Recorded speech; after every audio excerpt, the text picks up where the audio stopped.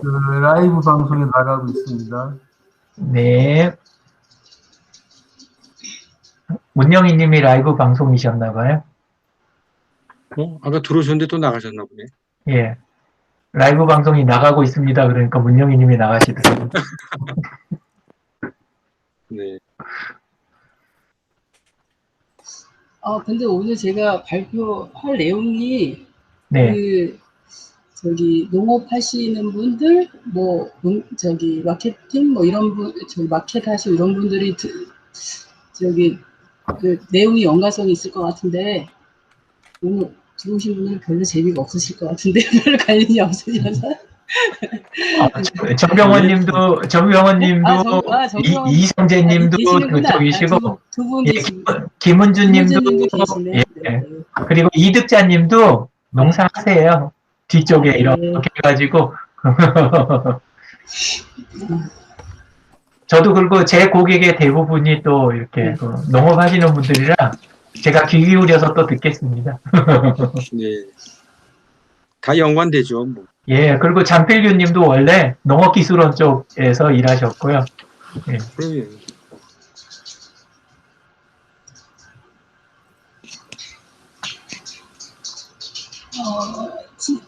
시작해요? 네네. 하려고 보니까 쑥스럽네요. 되게 쑥스럽다. 소개를 해드릴게요.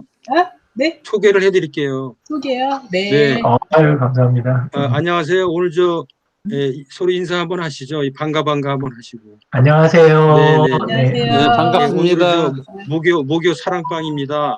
네. 그래서 오늘 이상화 계장님이 귀한 시간을 내주셔서 현장에서 지금 하셨던, 현업에서 하고 계셨던 일 중에 이 농촌 분야에 관련되는 일들을 주로 해오셨고, 지금도 이제 철원에서 어떻게 보면 이제 산업 여건이죠. 새로운 시장을 창출하고 농촌을 지속 가능한 어떤 그 농업 경영체로 발전을 시키기 위해서 아마 근무하시는 동안 노심초사 해오고 오셨고, 또 지금도 애를 많이 쓰시고 앞으로도 근무하는 동안은 계속 열정을 갖고 일을 하시리라고 봅니다. 그래서 제가 이번 시간을 통해서 우리나라의 국방이죠.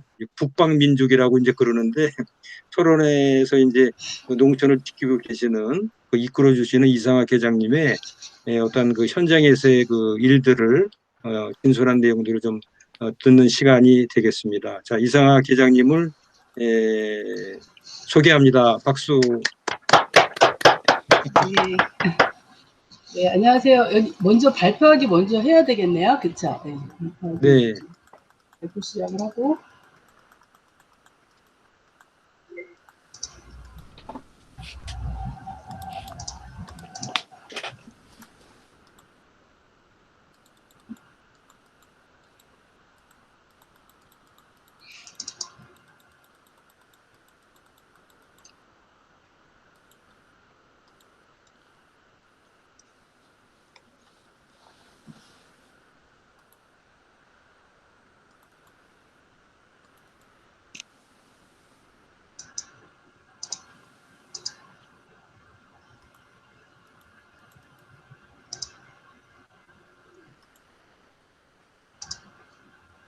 보이시나요? 네. 네, 잘 보입니다. 네. 저의 28년 직장 돌아보기입니다. 제가 오늘 발표한 내용입니다. 농촌 지도사로서 좋은 케이스가 없나 늘 고민한 결과 이상화했습니다. 이랬고 상상했으므로 하했지요.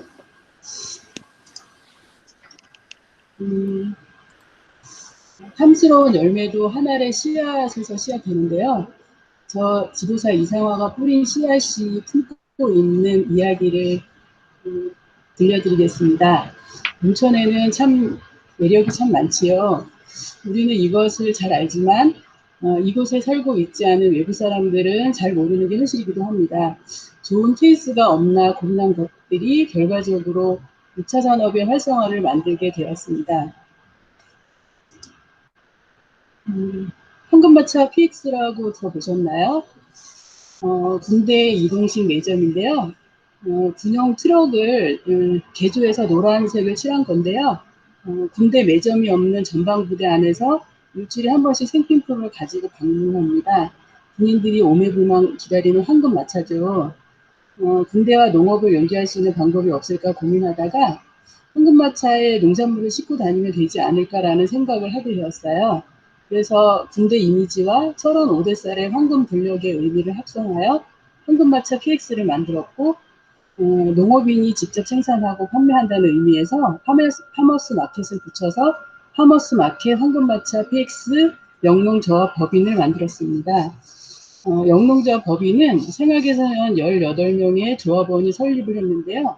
그동안의 생활개선 회원의 활동 범위가 봉사였다면 황금마차를 통해서 생산적인 단체로 변신하는 계기가 되었던 거죠. 즉 이것은 6차 산업의 의미 있는 출발이라고 할 수가 있습니다. 다음은 반짝장터, 단골 고객화인 반짝장터인데요. 제가 2009년에 이 반짝장터를 처음 시도를 했습니다. 이 반짝장터는 관광객이 귀가하는 시간에 맞추어서 열게 되는데요. 첫 번째 반짝장터 시에 정말 대실패를 했습니다. 2009년 10월의 마지막 날이었거든요. 관광객이 400명이 이제 온다고 해서 그 농업인들에게 장터를 준비하라고 했어요. 그래서 농산물을 800만 원어치 판매할 물건을 준비를 했어요. 그런데 이제 첫 장터에서 이날 비가 엄청 많이 왔는데 400명이 다녀가서 이 장터를 열었었는데 얼마 팔았는지 어느 분이 맞춰보시겠어요? 맞히시는 분 제가 선물 드릴게요.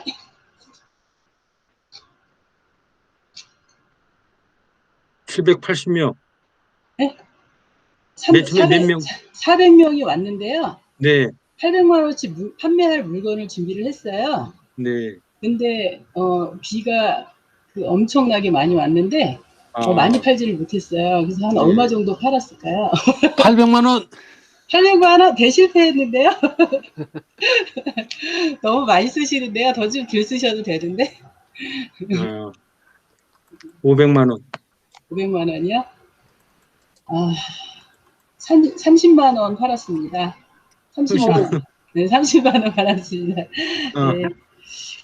그래서 이것이 이제 제가 성공할 수 있는 계기가 되었는데요. 실패는 성공의 어머니라고 하죠. 그 후 꼭 1년 뒤에 700만 원까지 매출을 올렸습니다. 이때 매출을 올릴 때 중요한 역할 중에 하나가 쌀주머니 마케팅 전략인데요. 우측의 그림에 보면은 하얀 쌀주머니 보이시나요? 하얀 쌀주머니가 아마 보이실 건데, 네. 보여요. 쌀주머니 마케팅 전략이 있거든요. 그래서 이제 농산물을 2만 원 이상 구매한 고객한테는 저게 이제 쌀이 500g이 들어가는데, 저희 철원 오대쌀을 안에 넣어서 이제 쌀주머니를 드리는데, 쌀 한 가머니를 드린다고 이렇게 마케팅을 했어요. 그래서 쌀을 그러면서 이제 해설은 어떻게 했냐면, 쌀을 드신 다음에 여기 이제 뭐 겉에 디자인이나 이게 아무것도 안 된 그냥 무색 소창 쌀주머니거든요. 그래서 그 쌀주머니를 국물주머니 아니면은 뭐 그 오이지 같은 거 짤 때 짤주머니 뭐 이런 걸로 쓰라고 하시면서 이런 거를 재활용하시면서 철원 오대쌀을 계속 구매하게 하는 그런 복주머니, 쌀주머니 마케팅을 했습니다. 그래서 이 장터는 그 생산자와 소비자의 직거래로 농가의 마케팅 능력 향상의 자리라고 할 수가 있겠고요. 그래서 이제 처음에는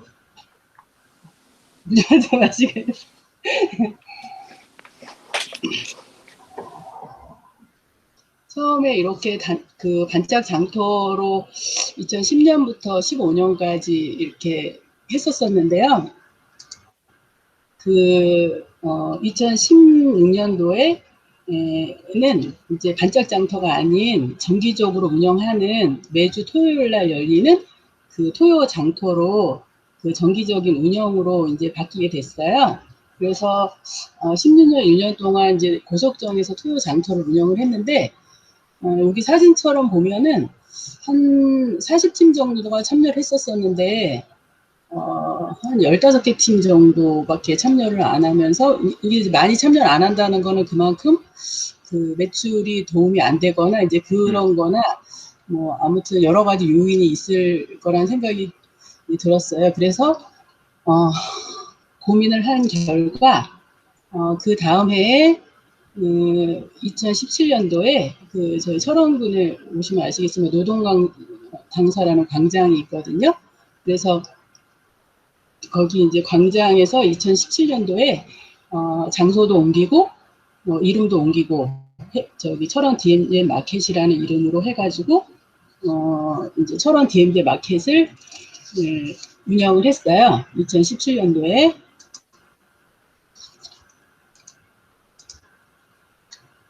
그래서 이제 그 처음에는 반짝 장터에서 토요 장터에서 그러면서 지금 현재는 철원 DMZ 마켓으로 해서 명실공히 철원 직거래 장터로 포지셔닝이 되고 있고요.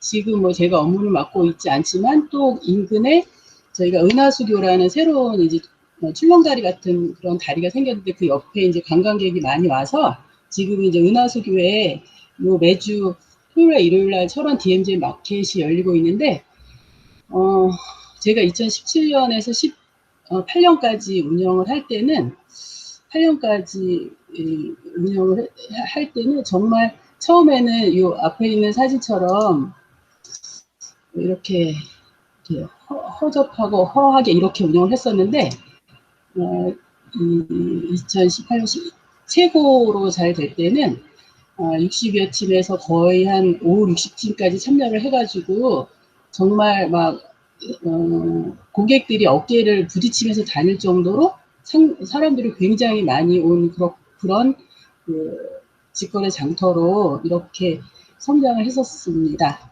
2018년까지. 네.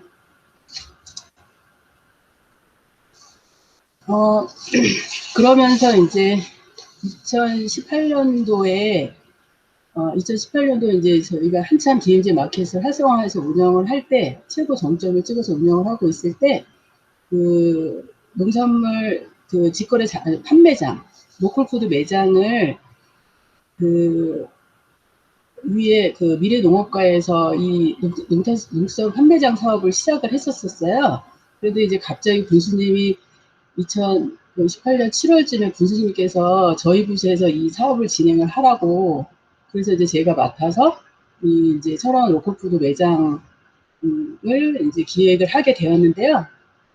그래서 이제 계획서를 세우는 과정에서 농특산물 직거래 판매장은 너무나 전국에서 다 쓰는 용어고 로컬푸드 마켓도 그렇고 그래서 새로운 무슨 이름이 있어야 되지 않을까 해서 딱 생각이 나는 거예요. 오늘의 농구. 이게 딱 생각이 나서 제가 이제 그 3개월 등록이 가능한지를 보니까 아무도 안 쓰고 있는 거예요. 그래서 제가 이 오늘의 농구라는 이름을 만들어서 철원군의 오늘의 농구 농특산물 저희 직원이 공무원이 직접 운영하는 농특산물 직거래 판매장을 이제 2019년 5월에 개장을 해서 운영을 하고 있습니다.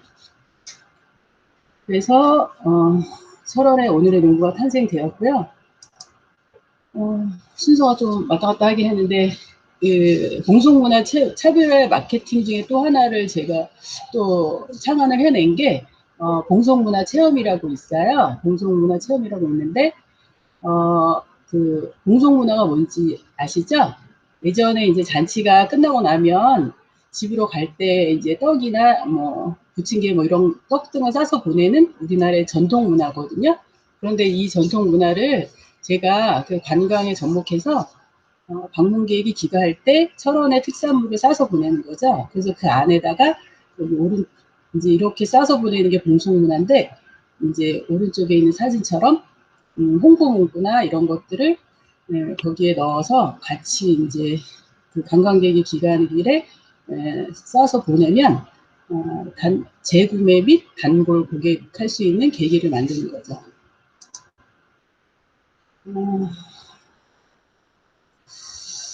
지금부터는 제가 그 농촌 체험 관광 운영하면서 농촌 체험 마을을 어떻게 조성하고 운영했는지 그거를 말씀을 드릴 건데요. 철원구는 이때 당시 그 조성된 농촌 체험 마을이 한 15개 체험 마을이 있었어요. 사실 잘 운영이 안 되고 있었는데 2016년 다시 제가 수업 분석을 해보니까 사람이 안 온다는 것이었어요. 그래서 그 결과 시설과 가치는 충분한데 그 사람이 안 오는 거기 때문에 그러면 이제 어떻게 하면 사람을 모을 수 있을까? 이제 이거를 고민을 하다 보니까 사람을 모으는 거는 저희가 할 일은 아니라는 생각이 들어서 그 도움받을 때를 찾다가 보니까 코레일을 만나게 되었어요. 그래서 코레일에 의뢰를 해가지고 코레일에서 사람을 모아주면 나머지는 우리가 다 하겠노라. 데리고만 와라. 우리가 다 운영을 해줄 테니까 데리고 와라. 이렇게 했었죠. 그때 당시 처음에는 철원에는 기차역이 없었어요. 그래서 그럼에도 불구하고 강원도에서 경기도까지 가서 관광객을 모셔다가 이제 운영을 하겠다 이렇게까지 이제 해서 코레일에서 이제 인바운드를 해주기 시작했었어요. 그래서 코레일은 이제 기차를 한번 옮기면 그 비용이 들기 때문에 한 번에 한 300~400명 단위로 움직이거든요. 그래서 현재로도 움직였는데 그런 인바운드를 잘하는 코레일하고 연계를 해서 마을과 코레일이 잘 될 수 있도록 저희는 다리를 놔주는 역할을 하게 이제 시작을 한 거죠. 그래서 이제 인바운드는 이렇게 해서 코레일에서 기차 타고 이렇게 한 번에 이렇게 왔고요. 그런데 이제 사람이 이렇게 많이 와도 코레일에서 이렇게 사람을 대거 모시고 와도 이것을 운영할 수 있는 마을이 문제인데 사람을 보낸다고 해서 모든 마을이 다 잘 할 수 있는 건 아니잖아요. 그래서 잘할 수 있는 따라오는 의지가 있는 마을부터 이제 추스렸습니다. 그래서 그 마을이 한 개 마을부터 시작을 했는데 동성읍 212라는 두루미 자는 마을이었는데 이 마을에 처음에는 녹색 농촌 체험 마을이라는 사업비를 받아서 마을 무슨 전시관 음식 먹을 수 있는 체험관 뭐 이것만 지어놓고 이제 전혀 운영이 안 되고 있던 그런 마을이었었어요. 그래서 이제 그 마을에 그 생태 마을로 두루미 스토리길도 만들고 그리고 두루미 관광 기념품도 만들고 이렇게 해서 이 마을을 개발을 했습니다. 그래서 이 마을을 특성화 마을로 만들었는데 그래서 두루미 자는 마을로 해서 매년 이 마을 같은 경우는 전 세계에 두루미가 그때 당시 한 멸종 위기 동물로 전 세계에 남아있는 두루미가 흰 두루미가 한 3천여 마리 중에서 우리나라에서 유일하게 철원에만 두루미가 한 700~800마리 이렇게 그때 당시 온다고 했었거든요. 그래서 이 두루미가 특히 이 마을에 와서 이제 잠을 자는 거예요. 그래서 두루미 자는 마을로 이름을 이제 만들어가지고 특성화 마을로 이제 만들었습니다. 그래서 그런데 이제 관광에서도 제일 중요한 거는 먹거리거든요. 먹거리라서 이 체험 마을을 다 먹거리를 잘할 수 있는 그런 마을로 이제 지원 사업이나 여러 가지를 많이 했었는데 그 결과 이제 2013년도 그 농업 특성화 최우수 시군으로 선정이 돼가지고 그 최우수상을 받았습니다. 그래서 상금 저희 철원군이 최우수 군으로 선정이 돼서 상금 이제 300만 원을 받았고요. 제 자랑을 조금 해보면 그래서 2013년도에 그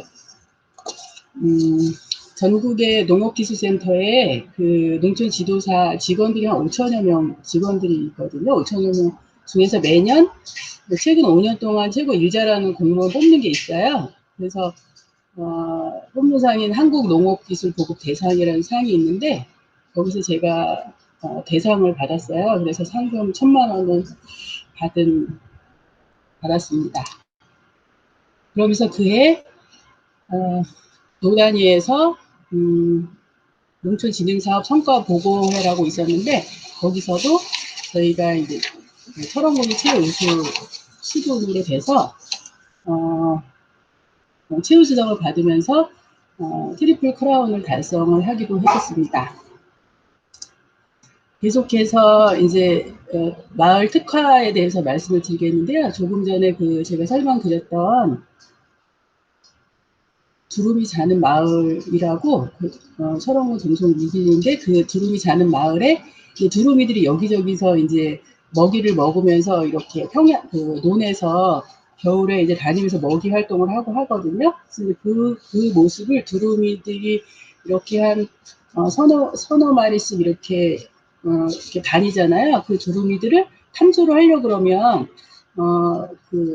차가 이렇게 왔다 갔다 하면은 얘네들이 적응을 해서 안 날아가는데 사람이 뭐 접근하거나 아니면 뭐 이렇게 소리가 크거나 뭐 이렇게 크거나 그러면 이제 새들이 날아가거든요. 그래서 그거 탐조하기 위한 전기차 에코카를 또 만들어서 지원을 해드렸습니다. 그래서 이 마을에서 이걸 가지고 그 마을 소독하는데 많이 도움이 됐던 두루미 탐조 에코카입니다.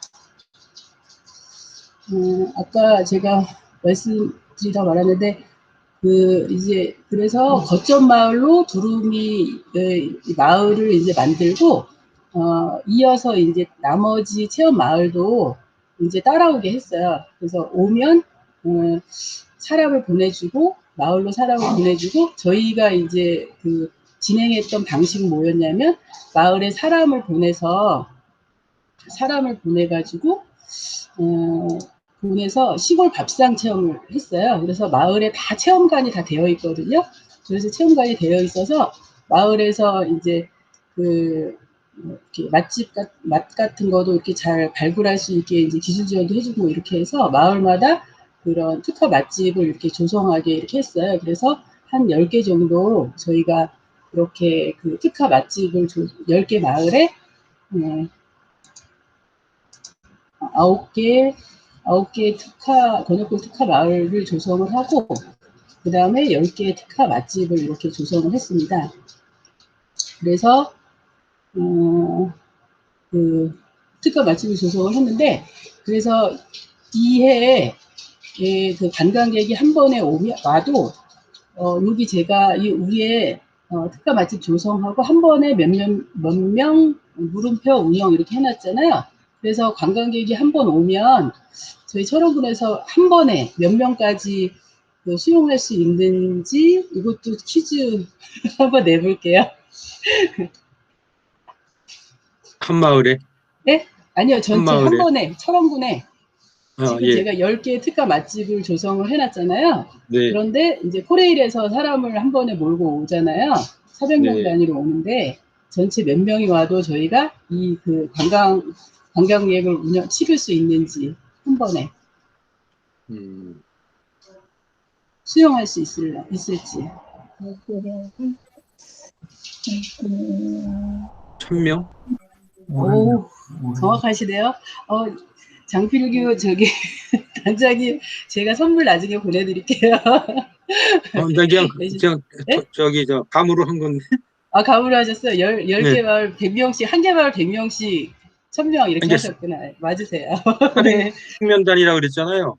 네네네. 그러니까 코레일에서 뭐 하루에 한 2회나 뭐 한 3회 정도 오면은 네. 하여튼 뭐 1000명 내외가 되지 않을까. 네. 이렇게 생각을 그래서 합니다. 저희가 이렇게 한 번에 관광객 1000명이 와도 이렇게 돌릴 수 있는 이런 시스템을 갖추게 되었습니다. 마을마다 이렇게 누에 마을은 누에 음식으로 이게 두루미 마을의 이 두루미 알이거든요. 두루미 네. 알도 개발했는데요. 두루미 알. 그리고 여기는 파프리카 있는 마을에는 파프리카 뭐 이런 거. 요거는 잘 안 보이실 텐데 잡곡 으뜸마을 밑에 보면은 요게 파프리카 나물밥이거든요. 파프리카 순으로 파프리카 순을 데쳐서 말려서 묵나물을 만들었다가 걔를 밥할 때 같이 해서 파프리카 나물밥을 하거든요. 굉장히 맛있어요. 그래서 이런 파프리카 나물밥도 특화시켰고, 이렇게 마을마다 본인들이 마을에서 나오는 음식을 가지고 이렇게 특화 음식을 만들었습니다. 그래서 이렇게 해서 육성을 했었고요. 지금 됐습니다. 그런데 이제 마을에서는 주로 식사 위주로 했고요. 시골 밥상 해서 식사 위주로 체험 관광 운영을 했고요. 그 다음에 이제 그 농촌 체험이나 이런 것들은 저희 그 마을에서 부족한 거는 농촌 체험, 농가별 체험 농장을 15개 체험 농장을 육성을 해서 체험이 필요할 때는 마을 농장으로 이렇게 체험을 보냈습니다. 농장을 육성을 했고요. 제가 농촌 체험 관광을 하면서 가장 더 성과 있게 잘했다고 또 볼 수 있는 거는 그 중에 또 하나가 이 농촌 체험 관광 해설사입니다. 전국에서 최초. 아마 지금도 농촌 체험 관광 해설사가 있는 데는 거의 한두 군데 정도 많지 않을 거예요. 이거 벤치마킹 해가지고 가서 만든 데 몇 군데 있을 건데, 전국에서 최초로 농촌 체험 관광 해설사를 기획해서 제가 2010년에서 11년에 110명을 육성을 했어요. 그래서 그때 육성한 해설사들이 지금까지 문화관광 해설사, 지질 해설사 이쪽으로 해서 철원군에는 지금 현재 한 80여 명의 농촌 체험관광 해설사는 지금 21명, 그리고 문화관광 해설사가 20명, 지질 해설사가 10명, 뭐 기타 무슨 다른 자연환경 해설사, 숲 해설사 이런 거 다 포함해서 지금 한 80명 정도가 지금 해설 활동을 하고 있습니다. 그래서 철원군 홍보 및 농촌 관광에 기여를 했다고 자부하고 있습니다. 그래서 지금도 농촌 체험 해설사 하면 철원에서는 이상화입니다. 다음은 이제 레일 그린이라는 건데, 사실은 예전에 한 거라서 지금은 없어지긴 했는데, 저희가 이제 아까 한 번에 400명씩 이렇게 오는 거는 임시 열차로 오는 거였거든요. 그 기차에서 임시 열차로 오는 거였는데, 저희가 이제 정기 상품을 만들어 달라고 제가 계속 요청을 했어요. 코레일한테. 그래서 매주 토요일 일정한 시간에 일정한 프로그램으로 철원군을 방문하는 그 레일 그린 상품을 제가 만들기 시작했어요. 그러면서 이제 지능청하고 연결이 돼가지고 이 레일 그린이라는 상품이 철원에서 전국으로 확대되어서 지금 한 2, 3년간 운영이 되었었는데, 그게 이제 코레일에 이제 위에 분들이 바뀌고 이러다 보니까 이제 그게 이제 없어지면서 최근에는 농뚜레일이라는 상품이 레일 그린하고 같은 맥락에 농뚜레일이라는 상품이 만들어져서 지금 운영이 되고 있는데, 아직 철원은 선정이 안 돼서 제가 이제 올해 이제 도전을 해볼 거고요. 그리고 이제 참 슬픈 일인데, 이제 몇 년 전만 해도 400명 단위로 이렇게 관광객을 무더기로 받아서 마을에서 이렇게 활성화 있게 손님을 맞이하고 했는데, 지금은 코로나 때문에 사람을 지금 관광이 지금 농촌 체험 관광 운영을 할 수가 없잖아요. 그래서 제가 지금 현재 추진하고 있는데요. 요거 키오스크라는 거가 있어요. 키오스크라는 거가 있는데, 키오스크라는 거는 뭐냐면은, 요것도 코레일에서 지금 서울역 여행센터에서 지금 진행을 하는 거를 저희가 먼저 하겠다고 해서 연계를 하고 있는데, 휴게소에 가면은, 무인으로 이렇게 터치해가지고 음식 주문하잖아요.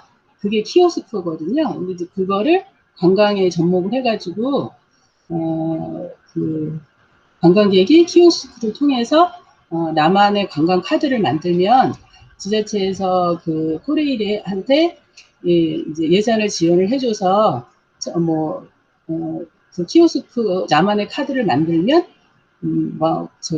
철원군에서 1만 원권 상품권을 상품을 구매한 고객한테 1만 원권 상품권을 주어서 철원으로 오게 할 수 있는 그런 시스템이거든요. 그래서 그거를 지금 이거 같은 경우는 가족 단위, 자가용 단위로 모실 수 있는 그런 시스템이라서 4인 이하 자가용 관광객 이런 거를 목격할 수 있는 키오스크 관광 상품을 지금 추진 중에 있습니다.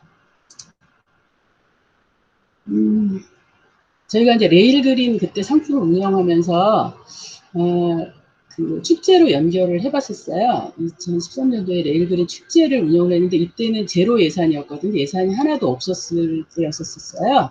그래서 그 농업인의 날 해마다 농업인의 날 선진 농업인 대회라고 예산이 한 2천만 원 있어요. 그거 농업인의 날 연계를 해서 그날 그 저희가 레일그린 그 축제를 만들었어요. 그래서 그 프레일 보고 와라 우리가 그 축제를 열을 테니 오라 이렇게 해가지고 그해 제가 또 처음 시도해 본 게 뭐냐면 이게 지금 보이시죠? 색동 비닐하우스예요. 여기 비닐하우스를 지금 고속정 광장인데 여기다가 비닐하우스를 쓰러지지 않을 정도로만 간이적으로 비닐하우스를 치고 이 안에서 이제 저희 보통 이제 축제장 하면 몽골 텐트나 뭐 그 여러 텐트를 치고 하는데 저희는 이제 관광 축제답게 비닐하우스를 접목해서 축제를 해봤는데 위에 색동 비닐하우스인데 이게 색동으로 다 덮였어야 되는데 커뮤니케이션이 안 돼가지고 이걸 중간에 몇 개만 색동을 넣어서 색동이라는 게 무색할 정도로 좀 그렇게 되긴 했었었는데 아무튼 처음 이제 시작을 했는데 첫 해 만여 명 이상의 관광객이 왔어요. 그래서 거기서 이제 그 축제 자리에서 바로 이거 내년도에 더 확대해라 그래가지고 그 축제 예산을 7천만 원을 2014년도에 7천만 원을 신규로 확보를 해서 지금 제가 잠시 후에 말씀드릴 철원 스키즈 축제에 모티브가 됐습니다. 그래서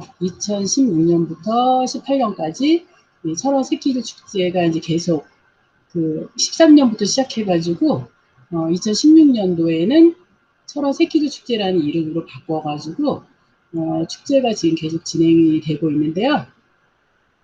저희가 좀 특이하게 또 논두렁 콘서트와 함께하는 철원 새끼들 축제를 운영을 했어요. 임동창 피아니스트 임동창 선생님을 아시는지 모르겠지만 이분이 사실은 전국에서 아시는 분은 이분을 모시려고 하는데 잘 안 오시거든요. 근데 제가 이제 기회가 좋아서 이분을 철원에 모시게 되었어요. 임동창 선생님. 그래서 이 새끼들 축제 전에 이분을 모셔가지고 그 새끼들 축제를 성공 기원하고 홍보하는 그런 거를 했었었는데요. 시간이 조금 더 해도 되나요? 그때 논두렁 콘서트 처음 할 때 찍은 영상이 5분짜리가 있는데 잠깐 보고 넘어가도록 하겠습니다. 판파티하고 같이 운영을 했을 때는 판파티로 고객을 맞이하고 밤에는 축제를 홍보하면서 그 축제를 운영하는 회원들이 자축하는 그런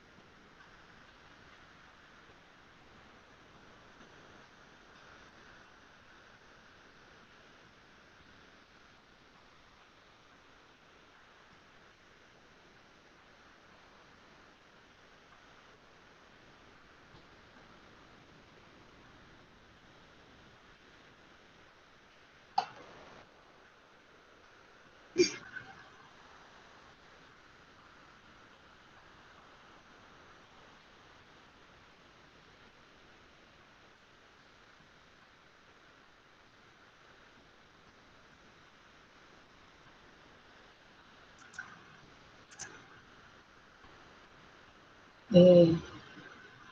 잘 보셨나요? 네, 잘 봤습니다.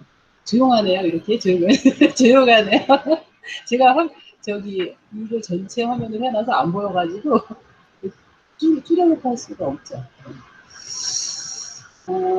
이렇게 해서 이제 2013년부터 시작된 축제가, 이제 레일그린 축제가 2016년도에 철원 세계도 축제로 나면서, 이렇게 성공적으로 18년까지 운영이 됐는데요. 제가 19년도에 이제 다른 부서로 옮겼어요. 그 이후에 현재까지 대지열병 코로나 때문에 여기서 끝나고 있습니다. 세키도 축제는 아직 그 이후에 아직 하지를 못하고 있습니다. 어, 그러면서 요 촌글씨라는 거 하나 더 말씀드릴게요. 그 농촌 집험 중에 프로그램 중에 하나인데 농촌의 촌글씨거든요. 그러니까 영어로 배우는 농촌체험이라는 그건데 그때 당시 외국어 평가원에서 인바운드를 해서 온 거예요. 그래서 영어로 교재를 만들고 철원 오대살에 대한 교재를 만들고 그 농장들을 다니면서 영어로 체험을 배워보는 이런 체험이었거든요. 그래서 14년도에 시범적으로 해봤는데 이때 그 성과가 좋아서 그해 바로 2014년도에 2억 원의 추가 예산을 확보를 해서 계속 주니어 농촌 홍보대사 육성, 촌글리시 영어 말하기 대회 이런 것들을 했었습니다.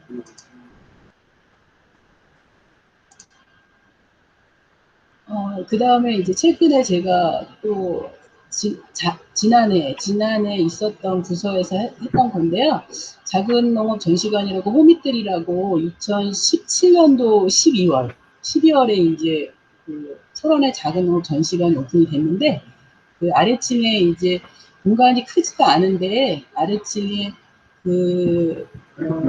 농구의 교실이라는 그 체험장이 있었는데 그거랑 2층에 옥상을 이제 리모델링을 하는 거를 제가 다시 제안을 드려서 2020년 5월에 추경 예산을 확보를 해서 2020년도 12월에 완공을 했는데 요 이제 스토리가 있는 이제 그 호밋들이거든요. 그래서 1층에 여기 아래층에 농구의 방이라고 부르는 여기 방에는 8개의 방으로 이제 나누어서 조성을 했는데 이 방 안에 각자 뭐 밥을 먹다 잠을 자다 뭐 이런 주제에 그런 농부의 행복한 삶을 그대로 이렇게 표현을 해놨어요. 그래서 여기를 둘러보시면서 농부의 행복한 삶에서 현재의 나를 돌아보라는 그런 의미의 이제 전시관을 만들었고요.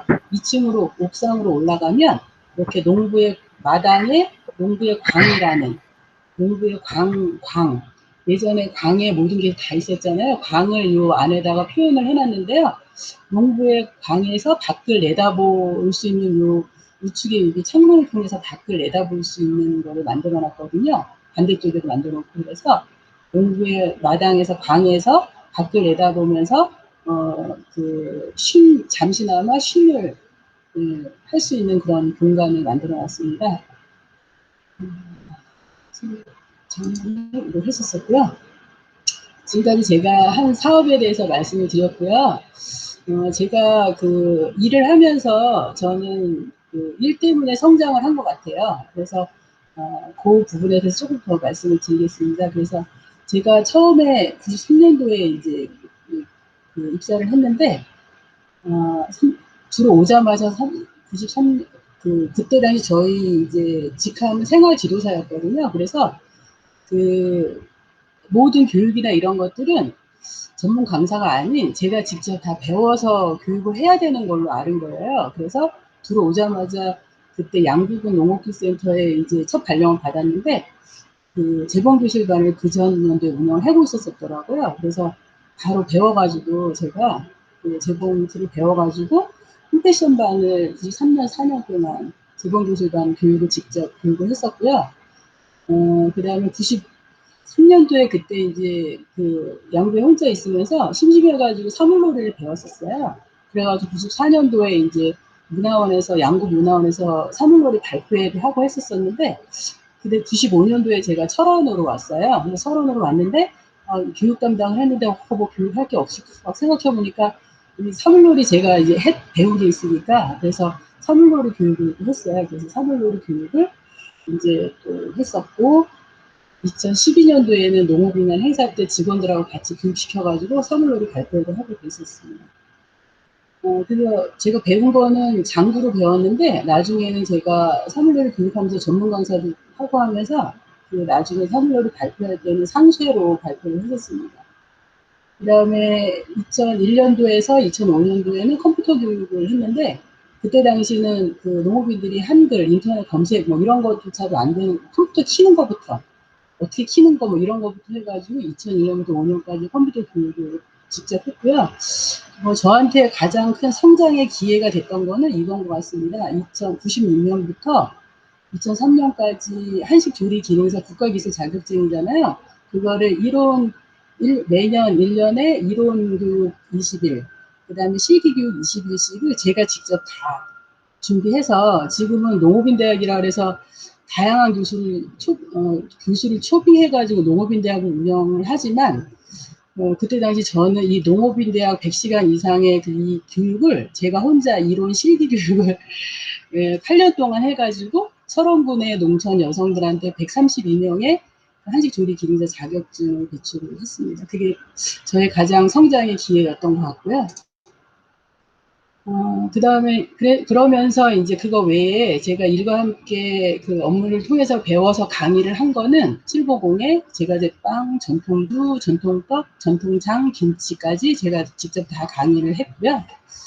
그리고 업무를 통해서 습득 정도 한 거, 그냥 따라하기 정도 하고 있는 거는 주방공예, 도자기, 아파, 약선 음식, 전통차, 식초, 이렇게 발효식초. 이 정도 하고 있고요.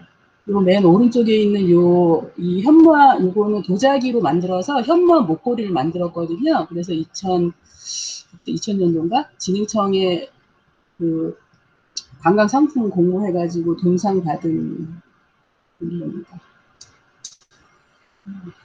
그 다음에 제가 이제 농해소득 쪽으로 업무를 계속 이제 병행해서 했는데, 94년도에 양구 있을 때는 양구 산채 건조 사업장 운영했었고, 95년도 잔치음식 전문점, 좋은 잔치방, 그리고 97년도 농가 레스토랑 홍소거름, 99년 한가 사업장 연동한가, 요거는 이제 그때 당시 요 세 가지는 그때 계장님이랑 같이, 그때 당시 계장 저는 초년생이었으니까 같이 진행을 했던 거고요. 근데 여기서부터는 제가 다 추진을 한 건데 2004년도에 재래음식 전문점이라서 철원예사를 이렇게 이제 운영을 했고요. 그 다음에 그 해에 철원한가, 그 아래쪽에 있는 철원한가도 사업장을 그 농가들이 하기 위해서 농해 소득화를 했고, 그 다음에 2004년도에는 궁예술도가 궁예주를 했는데 이 주류면허 따는 게 굉장히 어렵더라고요. 거의 제가 쫓아다니면서 해서 이름은 농가에서 주류 면허를 땄지만 농가 명이지만 아마 제가 땄다 해도 될 정도로 정말 열심히 쫓아다니면서 사업을 해줬었습니다. 지금은 연로하셔서 사업은 안 하고 있는데 그 다음에 2007년도에는 떡카페 다시루라는 거를 했는데 요 궁예술도가 궁예주, 그 다음에 떡카페 다시루, 요것도 다 제가 이름을 지은 겁니다. 차다자의 시루, 떡카페라 해서 다시루 요것도 제가 이름을 지어서 이것도 상표 등록했습니다. 그리고 전통 장류 사업장도 추진했었고요. 참기름, 들기름 사업장도 추진을 했었습니다. 그리고 2010년도에는 농가 맛집 대립봉이라고 제가 사업 운영한 중에서 가장 뭐라 해야 되지? 많은 분들이 좋아했고 성공적이었다라고 말씀드린 게 농가 맛집 대득봉이라는 건데요. 요 뒤에 있는 아래 집 뒤에 있는 이 봉우리가 대득봉이에요. 그 이름을 따서 이 식당이 대득봉이라는 이름을 해서 농가 맛집을 했는데 이렇게 차림상을 보시듯이 두릅밥이에요. 그래서 두릅을 가지고 이렇게 한상 차림을 했는데 정말 와서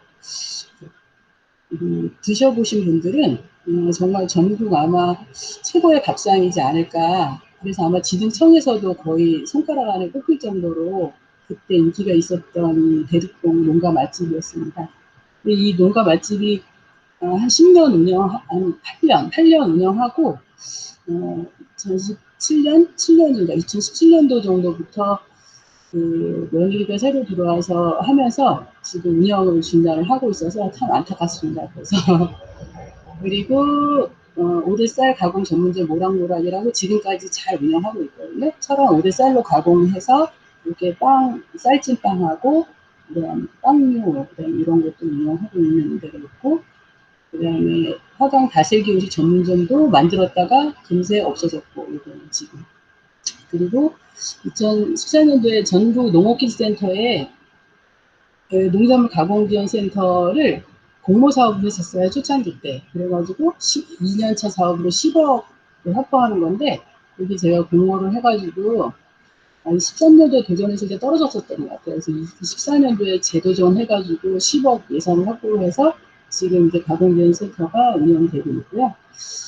그리고 그래서 이렇게 농내 소득은 이렇게 했고, 그 다음에 단체 육성도 굉장히 많이 했는데 이건 그냥 넘어가겠습니다.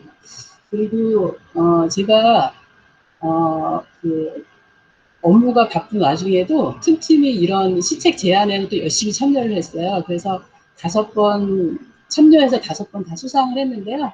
2011년도에는 그 철원 원래길 화강 오토캠프장 체육센터 이런 것들을 제안을 했는데 이거 지금 다 이루어져서 지금 현재 진행이 되고 있고요. 제안한 사업이 다 반영이 돼서 추진되고 있고요. 2012년도에는 말산업 제안이 돼서 이것도 그 다음 해부터 지금 계속 진행이 되고 있고, 2015년도에는 국제 38 철원 막거리 조성 소위 3 벙커 모노레일 38 기념점 운영했는데 이 중에서 지금 이 막거리 조성은 아마 조성이 곧 될 거고요. 올해 안에 소위산 벙커, 모노레일도 올해 연말 안에 다 완공이 될 겁니다. 제안하는 사업들이. 그 다음에 2010년도에 얘는 그 지오파크에 대해서 제안을 했는데, 그래서 2017년도인가 8년도에 그 철원군이 그 국가지질공원으로 최근에 국가지질공원으로 지정이 됐습니다. 시책 제안을 해가지고, 그 다음에 뭐 쌀값 뭐 이런 것도 참여했습니다.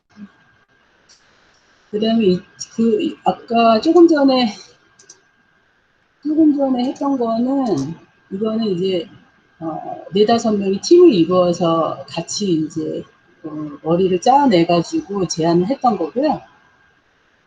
그리고 이거는 이제 국민 삶의 질 시책 제안이라서 개인이 제안하는 시책 제안이 있었어요. 그래서 여기에 3번 제안해서 3번 다 수상을 했습니다. 그래서 그 라이스 코드 뭐 이런 거 이런 거 아실지 모르겠지만 라이스 코드, 파프리카 비품 상품화, 그 다음에 도시 아파트 내 로컬 매장 진입 철원 아침 시장 뭐 이런 거, 그리고 2020년도에는 작년에는 농촌철 연계 해설사 홍보관 제안 뭐 이렇게 제안했었습니다. 블로그 기자단에서 여러 번 오픈했었고요. 네. 제 소개를 해야 될 것 같아서 그냥 93년도에 이제 대학을 졸업하고 93년도에 양구 농촌지도소에 이제 그 국가지 공채로 들어가서요. 93년도 말에 저희 철원 사람인 신랑 남편하고 결혼을 해가지고 95년도에 철원으로 왔어요. 그래서 철원군에 와서 지금까지 쭉 현재는 2021년도에는 철원 군청 관광기획 개발실 농촌체험 관광팀까지 이렇게 철원에서 있습니다. 제가 이제 지도사 저걸 하면서 그 지도사의 모임체인 한국농업전문지도 연구회라고 있어요. 거기 전통식품 분과에 총무 부회장, 회장 뭐 이런 걸 좀 했었고, 그리고 2011년도에 제가 그 조리기능사 자격증 취득하고 이런 거 때문에 어떻게 알려졌는지 그 우연찮게 제가 2011년도 송호대학 호텔 외식과 조리과 외식조리과 외래고시를 하게 됐어요. 그냥 저거죠. 저기 출강을 하게 됐어요. 저 외래 저걸 1년 동안 했었는데, 그때는 이제 대학교를 졸업한 학사 자격으로 강의를 하다 보니까 그 석사 이상 된 분의 교수하고 팀티칭 뭐 이런 방식으로 하더라고요. 제가 교육을 해도 그런 게 인정이 안 되더라고요. 그래서 그냥 공부 좀 더 해야 되겠다. 그래서 2014년도에 석사 학위를 그 농촌 체험 관광 관련된 주제로 해서 석사 학위를 받았습니다. 제 이름이 이상한데요. 다 아시겠지만 이제는 이상한데요. 스케이트 선수 이상화도 있고 시인 이상화도 있는데 저는 철원의 일자라는 공무원 이상화입니다. 이제 제가 벌써 공무원 생활 이제 5년밖에 안 남았거든요. 그래서 열심히 지금까지 달려와서 일을 했지만 이제 앞으로는 5년 후에 나의 미래를 준비해야 되지 않을까 이런 생각을 하고 있고요. 뭘 해야 할까 하는 것이 요즘에 저희 고민입니다.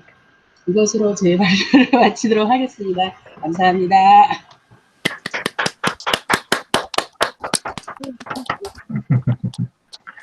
잘 들었습니다. 감사합니다. 감사합니다. 네. 너무 길었네요. 한 시간이 넘었네. 제가 원래 여기 그 새길축제 사진 뭐 이런 거 모아놓은 거 있어서 보여드리려 했는데 시간이 너무 많이 간 게로 그냥 그건 생략하도록 하겠습니다. 1시간 반 채우시는 줄 알았는데. 네? 1시간 반이요? 그러게요. 1시간이 넘었네요. 원래 저 발표 자료가 12분짜리였는데 제가 내용을 첨가했더니 1시간이 넘었네요. 좀 늦게 시작했구나. 네. 윤설이님 패친이세요? 윤설이? 네. 논두렁이요. 논두렁? 논두렁. 아니요. 논두렁 밭두렁 모르세요? 네, 논두렁 밭두렁 가수요? 예. 가수요? 가수. 예, 거기 윤설이님 네. 패친 그분이 페이스북 활동 하시거든요. 예, 그래서 패친이신가 여쭤봤어요. 아니에요. 아니세요? 모르겠는데요? 모르겠는데. 모르세요? 준비해도 되죠? 네. 네. 패친 맺어 놓으세요. 지금은 저기 아동 그룹홈 하고 계시거든요. 서울 송파에서. 네. 예. 네. 아세요? 당연히. 예, 그쪽에다 저 아냐고 물어보시면 되죠. 윤설이님, 네. 예. 네. 아니, 아까 저기 논두렁 이야기가 자주 나와서, 많이 나와서. 예, 논두렁, 예. 혹시 함께 하셨나? 논두렁 콘서트, 네. 네네. 그 윤설이님은 저 밭두렁 아니에요? 예? 그 남자분이 논두렁으로 알고 있는데. 네, 지금은 저기 혼자세요. 예. 네, 그러니까요. 예. 옛날에 저 있을 때 많이 들었거든요. 그 이제 네. 다락방. 남자는 예. 논두렁, 여자는 밭두렁 해가지고. 그래가지고 나중에 거기 가서 봤잖아요. 예. 그리고 이제 그러셨구나. 철원 얘기 나오니까 제가 군대 생활을 철원에서 한 2년 정도 했거든요. 철원에서 하셨어요? 예, 참사단 백골부대. 네, 그래가지고 철원 얘기 나오면 굉장히 반가워요. 왜냐면 그때가 20대 후반, 내가 군대를 좀 늦게 갔는데 그때 거기서 좀 저는 자유스럽게 돌아다녔어요. 그 부대에 갇혀 있지 않고 부대 안에서도 그 집차 하나 있어가지고 집차 타고 안에 그 원래 이제 사단 본부는 경기도예요, 경기도. 근데 사단은 전부 다 그 철원에 있어가지고 철원을 이제 많이 다녔거든요. 그래가지고 거기에 나오는 지명이라든지 아니면 그 사진 같은 거 보니까 굉장히 이제 반갑네요. 그때 그러면 황금마차 PX 보셨어요? 예? 황금마차 PX 그때 보셨어요? 아니, 그때는 그런 건 없었고, 그때는 굉장히 경직된 때 군대 생활, 언제 했냐면, 1979년부터 80년까지 했으니까 아주 옛날에 군대 생활을 했죠. 네, 그래가지고 그때는 그 민통선이 바로 그 화지리 위에까지 민통선이었어요. 그래가지고 그 도피한사 한번 갈래도 이제 가지도 못하고 하다가 나중에 1995년에 그 어디야 그 노동당 청사를 가는데 그때는 그 고속정 가가지고 허가를 맡아가지고 이제 들어가고 지금은 자유롭게 가더라고요. 예. 그때는 민통선이 바로 철원 구철원이죠. 그 화지리 위에 민통선이 있어가지고 그리고 이제 어떤 산업이 발달하지 않다 보니까 구철원 화지리는 그런 데로 그냥 동네가 번성한데 신철원 그 지포리 쪽은 굉장히 진짜 시골이었거든요. 지금 군청이 신철원에 있으니까 신철원으로 옮겼죠. 예, 그러니까요. 신철원으로 옮겼죠. 옛날에는 이제 구철원이 굉장히 이제 북적거리고 사람도 많고 군인도 많고 해가지고 그쪽이가 호황이었어요.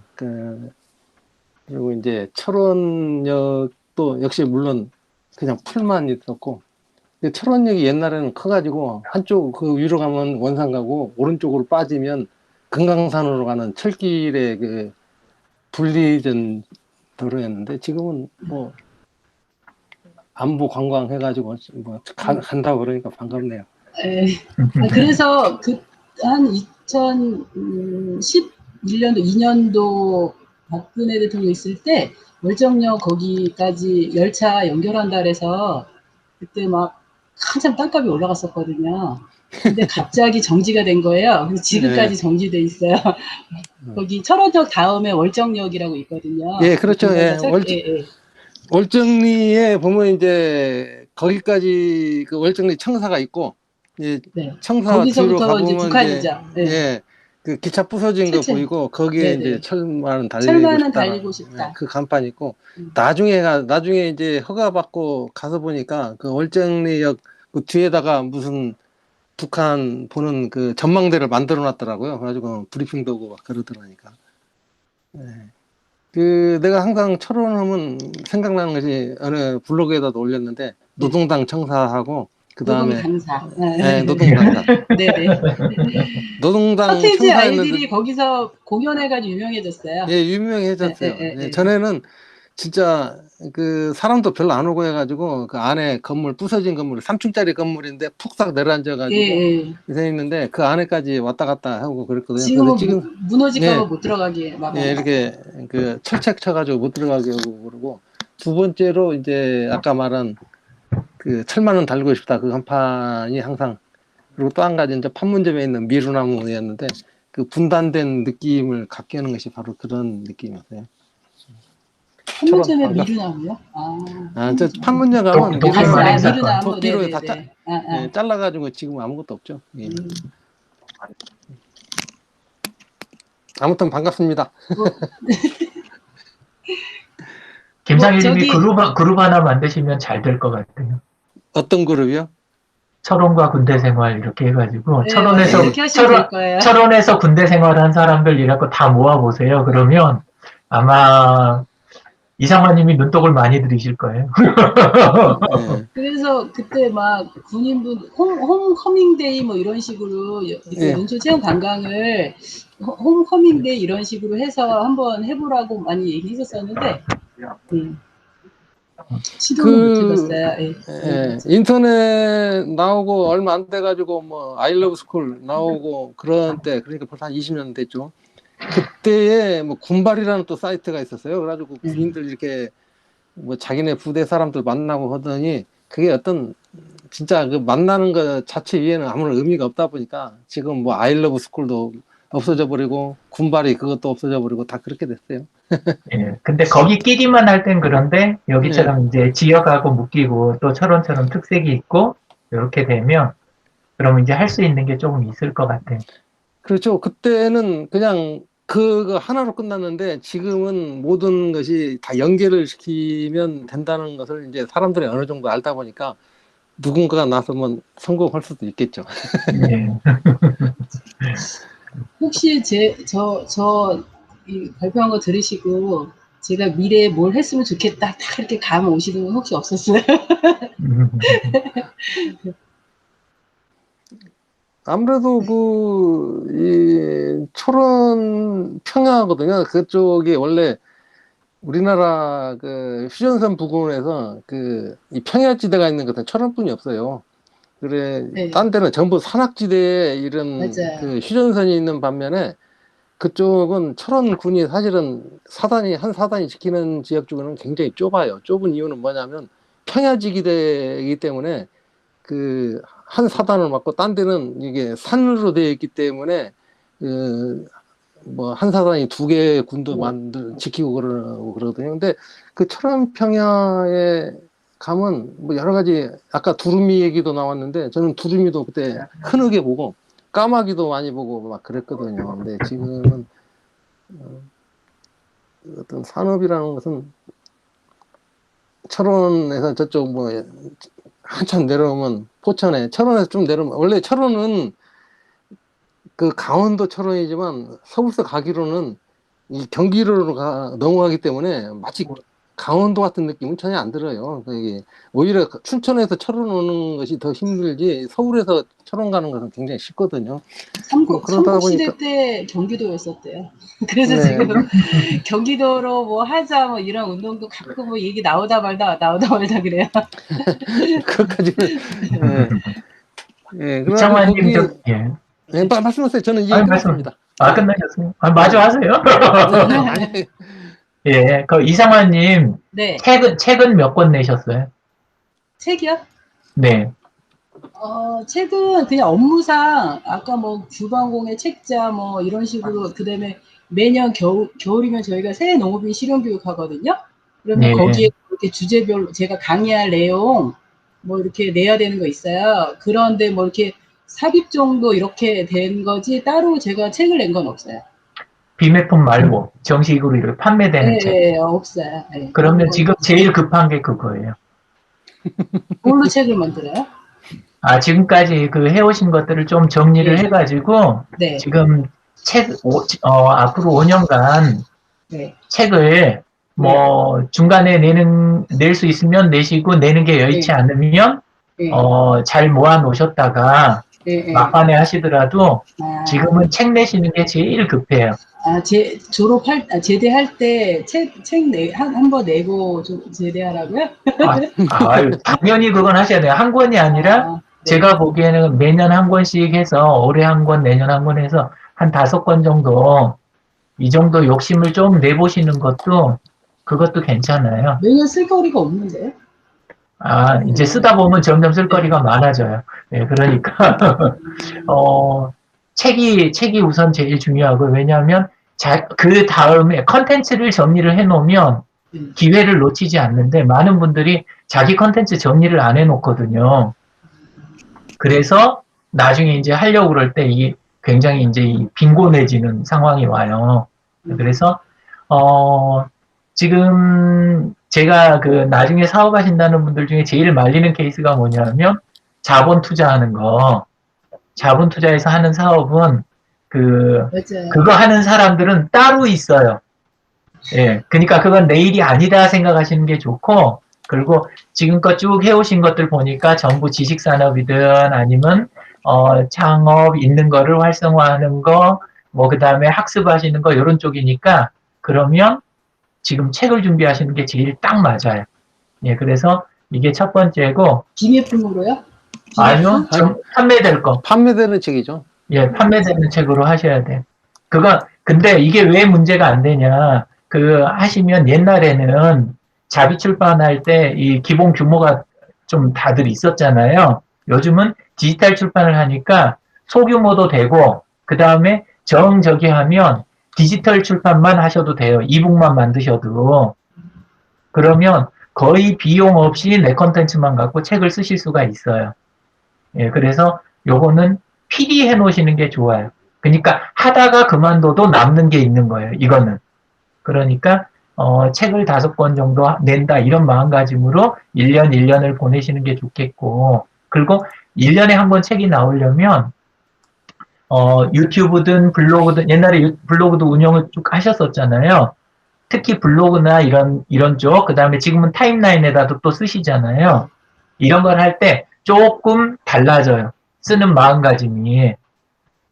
예, 그렇게 돼서 그 내용이 좀 정리가 잘 되세요. 예, 그러니까 그걸 가지고 올해 1년 모은 걸로 책 낸다. 내 타임라인이나 블로그, 유튜브 이런 데 내가 올린 걸로 올해 말에 가서 책 낸다. 이런 기분으로 쭉 해가시면 되거든요. 방향이 이렇게 모이게. 그렇게 해가시면 되고, 그 다음에 책하고 병행해서 준비하실 게, 보니까 강의 있잖아요. 강사는, 당연히 준비하시는 게 좋을 것 같아요. 왜냐하면, 교육을 실제로도 많이 하셨고, 예, 그리고, 그러다 보면, 현장에서 이렇게 할 때 지금 제일 적은 투자로 수익 모델을 바로 만드실 수가 있어요. 그리고 다른 수익 모델은 잘못 만들면 그러면 사업 뛰어들었다가 욕먹기가 좋은 사업이 되게 많아요, 사실은. 우리는 다 잘 되는 것만 생각하는데. 근데 강사는 여간에서 진짜 큰 잘못하지 않는 한은 욕먹을 일이 없어요. 그래서 그거는 공무원으로 오랫동안 이렇게 일해오신 분한테는 이건 중요한 부분이에요. 예, 그러니까 하실 때는 강사 준비를 하는 마음으로 해가지고 요거는 필히 또 준비를 하시는 거. 이게 이제 두 번째 준비한 그 중요한 부분인 것 같아요. 그리고 이제 세 번째까지 욕심내자면 저는 그 뭐랄까 좀 느슨한 조직을 좀 구축을 하셨으면 좋겠어요. 느슨한 조직을. 그러니까 너무 강하게 가면 조직에 대한 책임이라든가 그 다음에 운영에 대한 부분을 아마 공무원 하면서는 힘드실 거예요. 그래서 그 온라인 쪽에 카페나 클럽, 그룹 이런 정도 느낌? 그런 느낌으로 해가지고 쭉 이렇게 하고 지금 보면 그 안에 작은 위원회처럼 하부 조직을 만들어갈 수 있는 그런 정도 경험을 하신 것 같아요. 오늘 발표를 보니까 그렇게 되면 외부로 연결을 많이 하지 내부에서 다 쓸어 넣으려고만 안 하면 별로 욕먹을 일도 없고 문제도 크지 않고 부담도 적어요. 예, 그래서 외부에다 만든 거를 잘 연결하고 서로 해주는 그런 쪽이 있잖아요.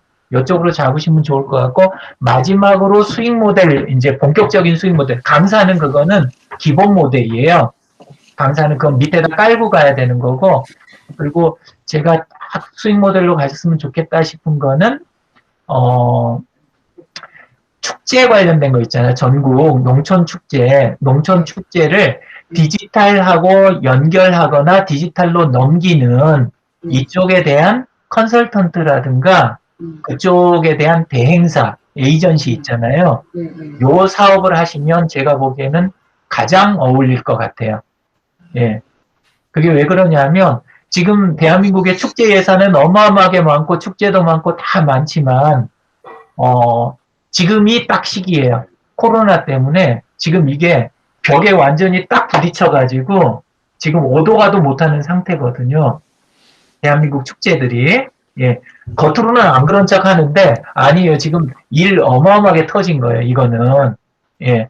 그 많은 예산들이 지금 이 방향을 지금 잃어버릴 판이에요. 근데 그거 대비 그 디지털 쪽에 충분히 준비되어 있는 인원이 있냐? 없어요. 그러니까 축제 현장에 다 가서 한번 실제로 다 돌아보시고 다 보셔서 아시겠지만 대한민국 축제를 디지털로 트랜스폼 해줄 수 있는 그런 전문가가 대한민국에 있냐? 거의 없어요. 네, 그래서 그쪽을 하시겠다고 하면 지금까지 경험은 충분히 하시고 많이 현장 경험을 하셨으니까 디지털 쪽 관련된 거는 제가 지원을 해드릴 수 있을 것 같아요. 필요한 만큼. 그렇게 해서 잡으시면 제가 보기엔 특화도 되고 경험하고도 이어지고 그 다음에 그 지역을 위해서나 대한민국의 앞으로 축제의 향방을 위해서나 축제 문화의 향방을 위해서나 적절한 일이다. 저는 그렇게 생각이 돼요. 네. 이상입니다. 맞습니다. 네. 네. 와, 짧은 시간에 이렇게 뭘 딱 보니까 네 가지씩이나 와. 네. 감사합니다. 아, 네 가지가 이어지는 거예요. 요거 따로 네. 노는 게 아니고 네. 아시겠지만 요 네 가지가 다 각각이 다 모델이 이게 붙어 있는 거예요. 예. 이제 종합 토탈로 그냥 종합 컨설팅을 다 해주셨네요. 그리고 가장 안전한 방법, 지금 비용이나 그 다음에 지금까지 쌓아오신 경력에 마이너스가 되지 않을 그런 걸로만 이렇게 추려본 거니까 예, 한번 고민을 잘 해보세요. 감사합니다. 예. 이제 여기 5년 남으셨다 그랬잖아요. 네. 근데 5년은 이제 금방 가거든요. 네. 그렇죠. 이제 5년 동안 준비해서 실제로는 뭐 한 30년 써먹을 거리를 준비를 5년 동안 네. 하시면 좋을 것 같아요. 근데 실제로는 조직에 지금 일을 하고 계시잖아요. 네. 그런데 저 같은 경우도 퇴직 10년 전에 선배들한테 그런 얘기 듣거든요. 사료 영업을 했으니까 전국을 다 다닐 거 아니에요. 예. 그 선배들 하는 얘기가 땅 보고 다녀라 이런 얘기예요. 그냥 사료만 팔로 다니지 말고 나중에 네가 사업을 할 거를 구상을 해봐라. 땅을 보고 다닌다든지 뭔가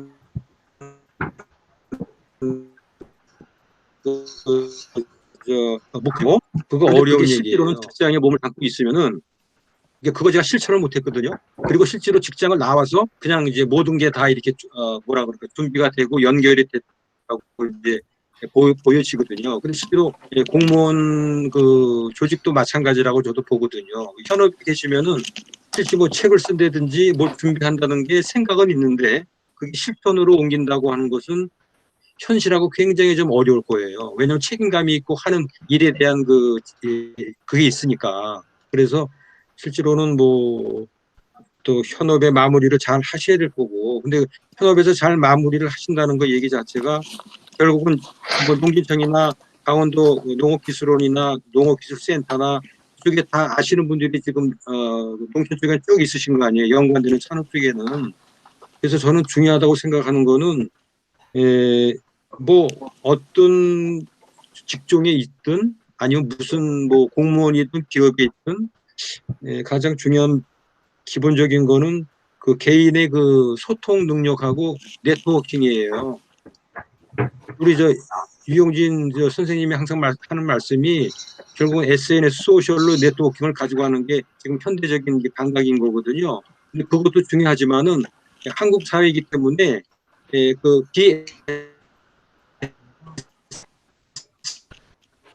SNS 부분, 그 인맥을 근무했을 동안에 어떻게 유효하게 그 선의를 활용할 수 있는가라고 하는 부분들을 그거를 이제 좀 생각을 좀 하셔야 될 거예요.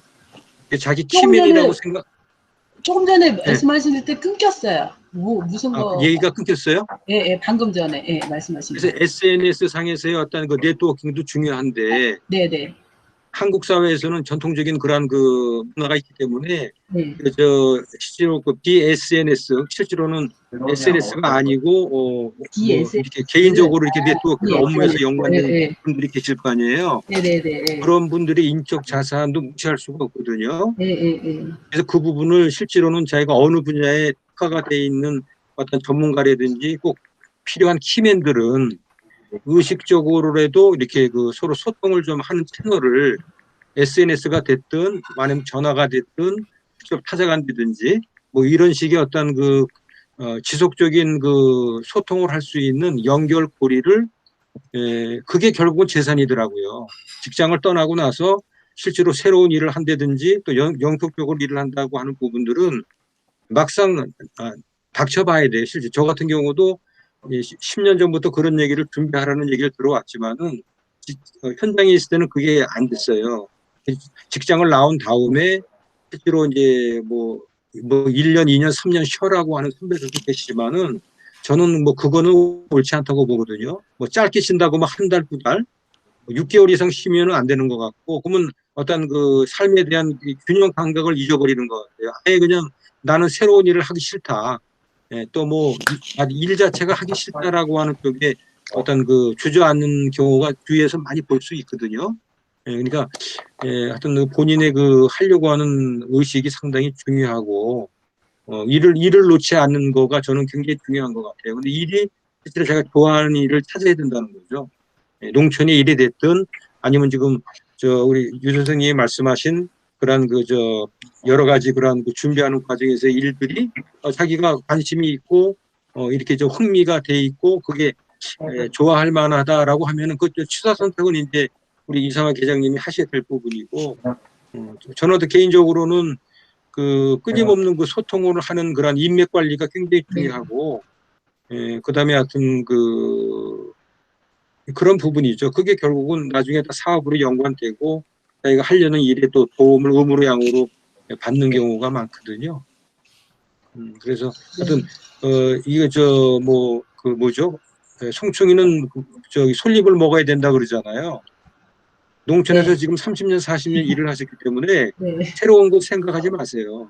그냥 하던 일의 연장선상이라고 생각을 해서 하여튼 그 물에서 노는 것이 실제로는 어떤 대단한 어떤 그 역량이라든지 모험 정신이 이게 이제 몸에 배어 있다 그러면은 그렇게 테이크 오프 하는 그러한 그 유형도 있는데 실제로는 그거는 진짜 뭐 확률적으로 상당히 그 드문 경우고요.